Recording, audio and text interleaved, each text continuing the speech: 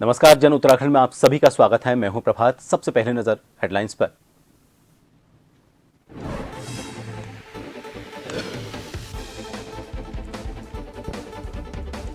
Haldwani, Munsiyari, Pithoragarh, Champawat heli सेवा शुरू। CM Dhami ने वीसी के जरिए दिखाई हरी झंडी। लोगों को मिलेगी राहत।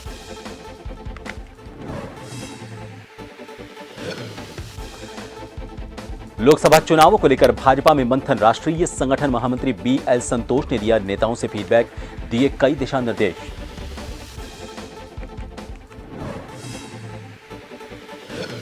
महिला उत्तराखंड कांग्रेस की राष्ट्रीय अध्यक्ष का उत्तराखंड दौरा। अलका लांबा का कांग्रेस कार्यकर्ताओं ने किया जोरदार स्वागत। न्याय सम्मेलन में की चर्चा।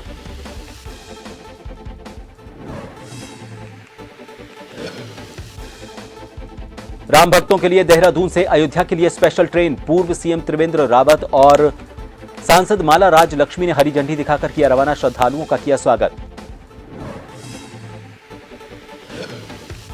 और उत्तराखंड में मौसम ने ली करवट। लोहाघाट में एबट माउंट और चौमैल क्षेत्र में हिमपात। बारिश होने से किसानों को मिली राहत।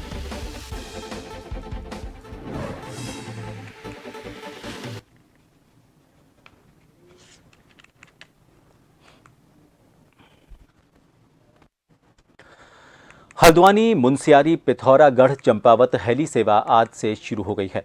प्रदेश के मुख्यमंत्री पुष्कर सिंह धामी ने वीसी के माध्यम से सेवा कहरी को झंडी दिखाकर इसका शुभारंभ किया। हेली सेवा के अधिकारियों ने उन्होंने बताया कि 7 सीटर हेलीकॉप्टर मुनस्यारी, पिथौरागढ़ और चंपावत तक हल्द्वानी से रोज 2 बार आवाजाही करेगा। हेली सेवा की बुकिंग आज बुधवार से शुरू हो गई। करीब 1 घंटे बाद ही कुल 40 सीट बुक हो गई थी। पर्वतीय क्षेत्रों में उड़ान योजना के तहत हेरिटेज एविएशन कंपनी हेलीकॉप्टर सेवा से लोगों को आवागमन की सुविधा मिलेगी। हेलीकॉप्टर से दिन में सभी स्टेशनों को 14 लोग हल्द्वानी से जा सकेंगे और इतने ही लोग वापसी भी कर पाएंगे। इस सेवा के शुरू होने के बाद लोगों को बड़ी राहत मिलेगी।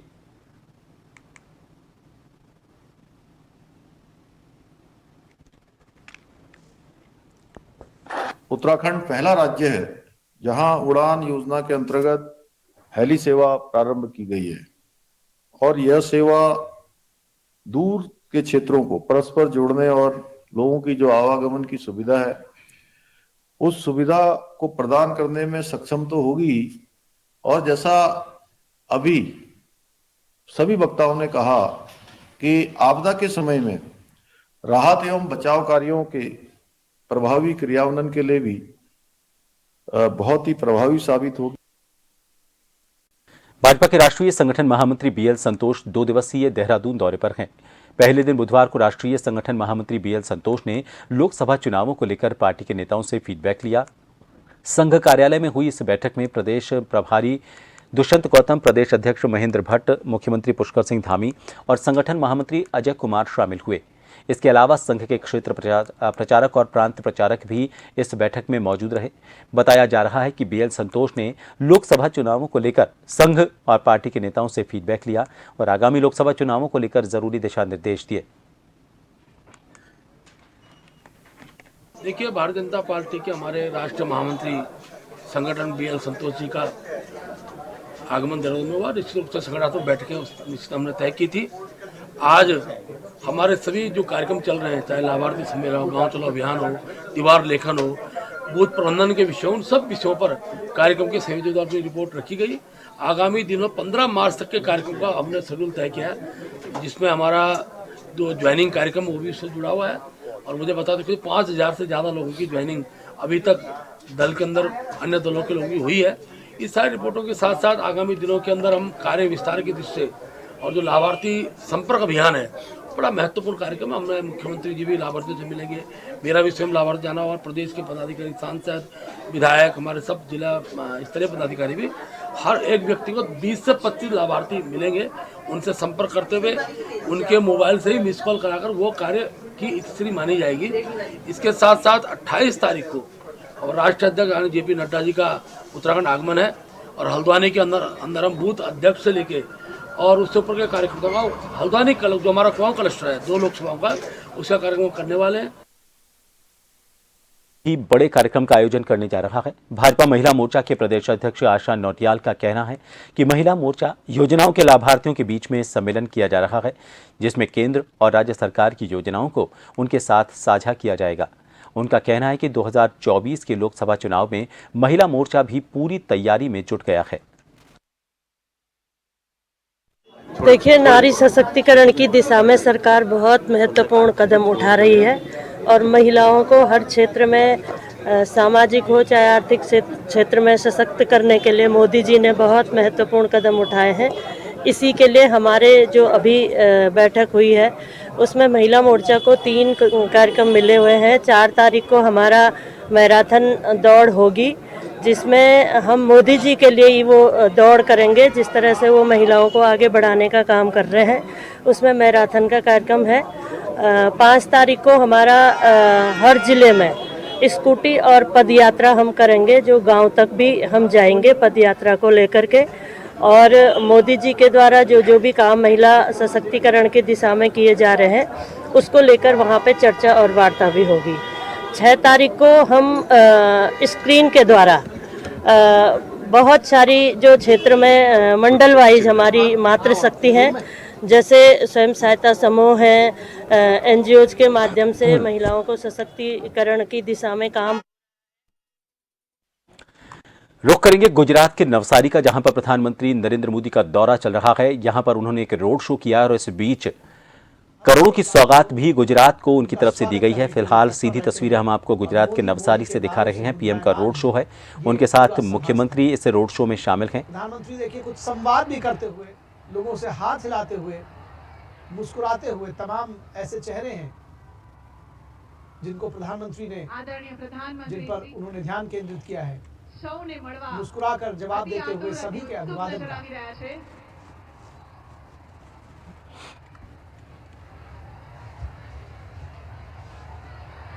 तो जिस व्यक्ति ने, जिस नेता ने गुजरात की पूरी तस्वीर आमूल चूल बदल दी, जो विकास की तेज रफ्तार से गुजरात को सरपट आगे ले जाने में जो व्यक्ति उसके केंद्र में रहा, वही उनका प्रिय नेता आज उनके बीच में है, प्रधानमंत्री नरेंद्र मोदी। तो ऐसे में जनता का उत्साह साफ तौर पर समझा जा सकता है और ये जो प्रसन्नता है प्रधानमंत्री के चेहरे पर, यह भी साफ तौर पर देखी जा सकती है। हाथ हिलाकर अभिवादन स्वीकार करते हुए लोगों का। माननीय मुख्यमंत्री श्री અને નવસારીના માનનીય સંસદ સભ્ય શ્રી એક સાથે ये तस्वीरें, सीधी तस्वीरें आप देखिए नवसारी गुजरात से, जहां सभा स्थल पर पहुंच चुके हैं प्रधानमंत्री नरेंद्र मोदी और पलक पावड़े बिछाकर बड़े लंबे वक्त से इंतजार कर रहे थे लोग। और जब प्रधानमंत्री वहां पहुंचे हैं तो एक ऊर्जा का संचार हुआ है लोगों के बीच में। मोदी मोदी के नारों से गूंज रहा है ये पंडाल, हर हर मोदी, घर घर मोदी के नारों से।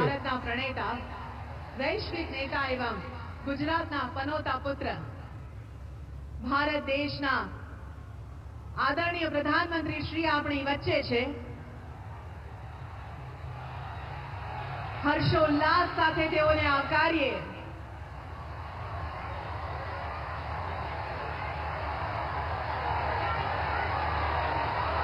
दक्षिण गुजरातनी जनता तरफ तेओनो अखूट प्रेम અહીંયા આપણે નિહાળી રહ્યા છીએ, જ્યારે તેઓ સૌને મળવા અતિ ઉત્સુક, અતિ આતુર છે।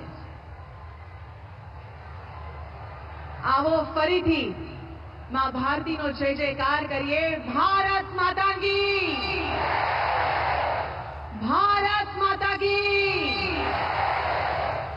भारत माता की।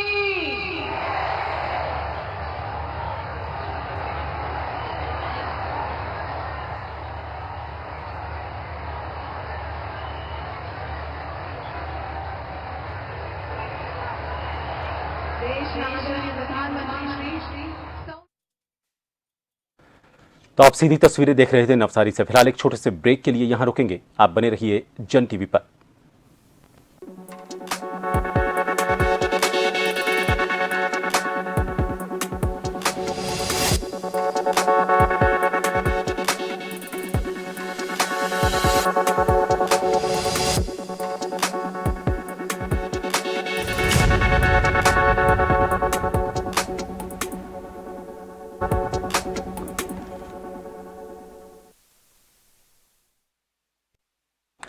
ब्रेक के बाद एक बार फिर आप सभी का स्वागत है। बड़कोट में कृषि एवं बागवानी राज्य मंत्री राजकुमार ने महासंपर्क अभियान के अंतर्गत नगरपालिका परिषद बड़कोट में लाभार्थी सम्मेलन में हिस्सा लेकर प्रधानमंत्री मोदी और धामी सरकार की उपलब्धियों का उल्लेख किया। उन्होंने कहा कि जिस प्रकार प्रधानमंत्री मोदी ने पिछले 9 साल में देश के समग्र विकास के लिए अभूतपूर्व काम किए हैं, उसी तरह उत्तराखंड में मुख्यमंत्री धामी ने देवभूमि के रक्षक और संरक्षक के रूप में अपने विकास के रूप में इसे स्थापित किया। यही कारण है कि 2024 में एक बार फिर उत्तराखंड अपना विश्वास मोदी जी पर ही जताएगा। हमारी जो योजनाएं हैं, जैसे प्रधानमंत्री आवास योजना है, प्रधानमंत्री उज्ज्वला गैस योजना है, जन धन खाता योजना है और जल नल योजना है और किसान सम्मान निधि है। ये जो योजनाएं जो है जिन लोगों को मिली है उन लोगों से भारतीय जनता पार्टी के कार्यकर्ता संपर्क करें। ये जो लाभार्थी संपर्क जो अभियान है, इसका उद्देश्य ये है। महिला कांग्रेस की राष्ट्रीय अध्यक्ष अलका लांबा एक दिवसीय उत्तराखंड दौरे पर पहुंची। यहां कांग्रेस मुख्यालय में महिला कांग्रेस की प्रदेश अध्यक्ष ज्योति रौतेला सहित तमाम कार्यकर्ताओं ने उनका जोरदार स्वागत किया। इस दौरान मीडिया को संबोधित करते हुए अलका लांबा ने कहा कि महिला कांग्रेस की राष्ट्रीय अध्यक्ष बनने के बाद उत्तराखंड का ये उनका पहला दौरा है।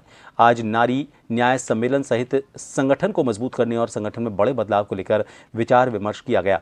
साथ ही राहुल गांधी की भारत जोड़ो न्याय यात्रा के जो 5 बिंदु हैं उस पर बात की गई। इसके साथ ही बीजेपी सरकार में बढ़ रहे महिला अपराधों पर भी विचार विमर्श किया गया।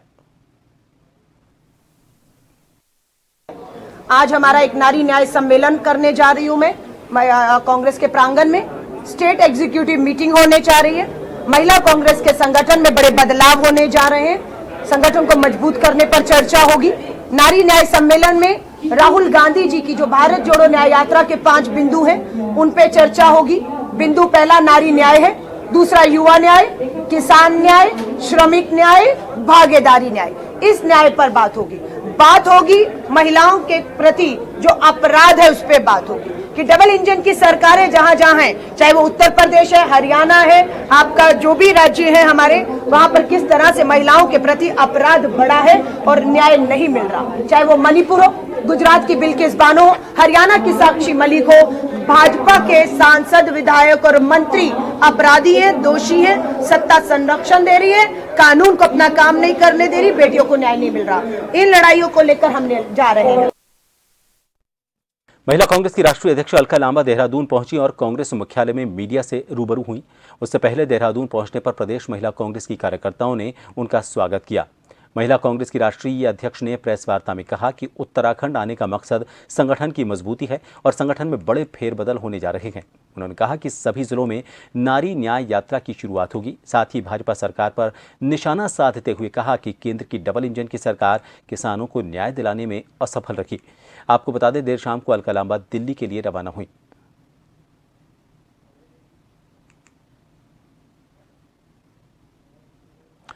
विकासखंड जखोली के मेहर गांव के 14 वर्षीय बालक पर परीक्षा देने स्कूल जाते वक्त गुलदार ने हमला कर दिया, जिससे वो गंभीर रूप से घायल हो गया। मामले को लेकर विभागीय मंत्री अपने बयान देते हुए नजर आए। उन्होंने कहा, जहां पर इस तरह की घटनाएं सामने आती हैं, तत्काल वहां पर पिंजरा लगाने का काम किया जाता है। यहाँ पर इस तरह की घटनाएं होती हैं, हम पिंजरा लगा देते हैं और पिंजरा लगाने के बाद अगर ये महसूस किया जाता है कि इसको नष्ट करने का, तो तत्काल नष्ट करने का आदेश भी हमारे दिए जाते हैं। अभी आपने देखा विगत दिनों माननीय न्यायालय के द्वारा भी जो हमने नष्ट करने का आदेश किया था उस पर रोक लगा दी गई थी। उसके बाद 1-2 घटनाएं और हुई, लेकिन अंततः पिंजरे में वो पकड़ा गया टाइगर। तो जो विभाग के प्रयास है वो तो विभाग करते रहता है, लेकिन बिना जन सहभागिता के, क्योंकि पिछले कुछ दिनों से घटनाएं बढ़ी हैं। अगर आप अभी भी देखेंगे, अगर आप आंकड़े देखेंगे तो विगत वर्षों के मुकाबले अभी भी हम 30-32% कम है। जो विगत वर्षों में जो घटनाएं हुई 30-32% कम है। इसीलिए उनके साथ संवेदनता दिखाते हुए कि किससे सरकार जो संवेदनशील है, हमने इसमें मुआवजा बढ़ाने का भी काम किया ताकि ऐसे परिवारों को साथ खड़ा होकर के उनको मदद भी की जा सके। उत्तराखंड विधानसभा का बजट सत्र गैरसैंण में न आयोजित करने पर कांग्रेस के प्रदेश अध्यक्ष ने नाराजगी जताई है। कांग्रेस के प्रदेश अध्यक्ष करण महाराज सांकेतिक तौर पर विभिन्न राजनीतिक दलों और संगठनों के साथ गैरसैंण में विधानसभा का सत्र आयोजित करवाएंगे। इस मुद्दे को लेकर कांग्रेस के प्रदेश अध्यक्ष ने कहा कि कई राजनीतिक दलों के नेता 27 फरवरी को गैरसैंण में विधानसभा का सत्र आयोजित करेंगे, जिसमें कोई मुख्यमंत्री बनेगा तो कोई मंत्री। वहां पर विभिन्न मुद्दों को लेकर सवाल जवाब भी किए जाएंगे। जितने हमारे सहयोगी दल हैं, जो लोग नाराज हैं बजट सत्र देहरादून बुलाने को लेकर, वो सभी लोग मिलकर गैरसैंण में 27 तारीख को सत्र चलाएंगे। वहाँ हमारे माननीय मुख्यमंत्री भी बनाए जाएंगे, कोई अध्यक्ष भी बनेगा, कोई मंत्री पदों को संभाल के बैठेगा, तो कुछ विधायक बनकर अपने ज्वलंत मुद्दे, चाहे वो हमारे अग्निवीर से संबंधित प्रश्न हो, चाहे वो हमारे भू कानून से लेकर संबंध हो, चाहे अंकिता भंडारी को लेकर हो, चाहे वो केदारनाथ की सोने की चोरी की घटना को लेकर हो, चाहे वो भर्ती घोटाले हों, चाहे वो किसानों के हालात हों, इन सभी गंभीर विषयों पे वहाँ सदन चलेगा और उस दिन वहाँ के जो आम जन हैं उन लोगों को एक विधानसभा गैरसैंण में देखने को मिलेगी। रामनगर में संयुक्त संघर्ष समिति के बैनर तले सैकड़ों ग्रामीणों ने रामनगर विधायक दीवान सिंह बिष्ट के कार्यालय पहुंचकर धरना दिया। 10 सूत्रीय मांगों का मांग पत्र विधायक को सौंपा गया। इस दौरान हुई सभा में वक्ताओं ने कहा कि विभिन्न ग्रामीण इलाकों में जंगली जानवरों का आतंक इतना बढ़ गया है, आतंक मचाया हुआ है। बात करें हाथी और बंदरों की, तो इनकी जरिए भी उनकी खेती को उजाड़ा जा रहा है। उन्होंने कहा कि 2 दिन पहले कॉर्बेट प्रशासन ने ढेला क्षेत्र में एक बाघ को ट्रैंकुलाइज करने की कार्रवाई की थी। ग्रामीणों का आरोप है कि इस क्षेत्र में 4 महिलाओं को बाघ अपना निवाला बना चुका है, लेकिन पार्क प्रशासन द्वारा पकड़े गए इस बाघ को आदमखोर घोषित नहीं किया गया है।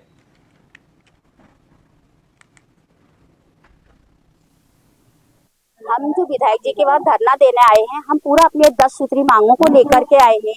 जो 4 महीने से हमारा पूरे इस क्षेत्र में आंदोलन हो रहा है, लेकिन विधायक जी एक बार भी हमारे धरना प्रदर्शन में प्रतिभाग नहीं कर पाए हैं।